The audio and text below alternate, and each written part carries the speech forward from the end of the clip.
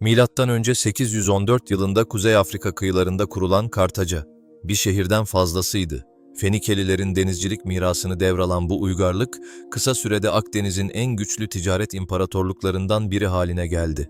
Kartacalılar yani Pönler, aslen Fenike kökenliydi. Ama zamanla yalnızca bir koloni değil, kendi dili, kültürü ve ordusu olan bağımsız bir medeniyete dönüştüler.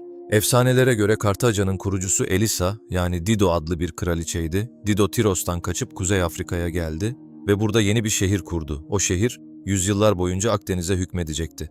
Kartaca'nın adı Fenikece Kart Hadaş'tan gelir yani yeni şehir.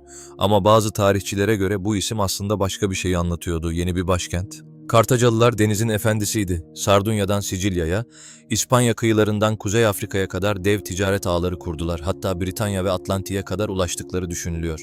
Pönler yalnızca tüccar değildi. Cam üretiminde ileriydiler. Metal işlemeciliğinde gelişmişlerdi. Dev limanlar ve tersaneler kurmuşlardı. Kartaca'nın donanması dönemin en güçlü filolarından biriydi. Kartaca'nın kalbinde ticaret vardı. Şehri zengin aileler, senato ve yöneticiler birlikte yönetiyordu. Kolonilerden gelen servet, Kartaca'yı dönemin en zengin şehirlerinden biri yaptı. Ama Akdeniz'de yeni bir güç yükseliyordu, Roma. Başta iki taraf ticaret anlaşmaları yaptı.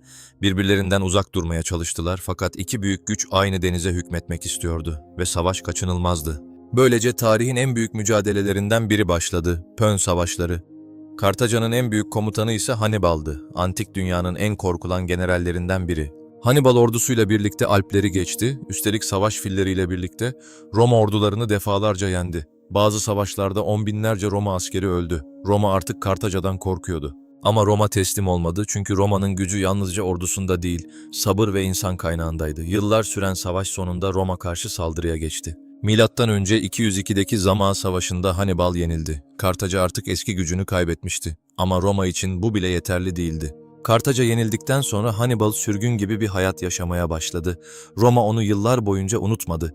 Çünkü yaşlanmış halinde bile ondan korkuyorlardı. Sonunda yolu Anadolu'ya, Bitinya Krallığı'na kadar geldi.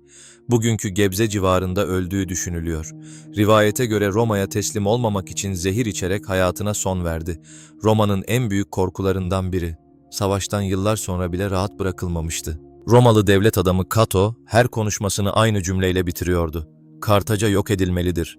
Ve sonunda M.Ö. 146 yılında Roma orduları Kartaca'yı kuşattı. Şehir yakıldı, yıkıldı ve haritadan silindi. Ama Kartaca tamamen yok olmadı. Dilleri, kültürleri ve etkileri yüzyıllarca yaşamaya devam etti. Bugün bile Kartaca denince insanların aklına aynı şey geliyor. Denizin üzerinde yükselen büyük bir ticaret imparatorluğu ve Roma'nın bile korktuğu bir medeniyet.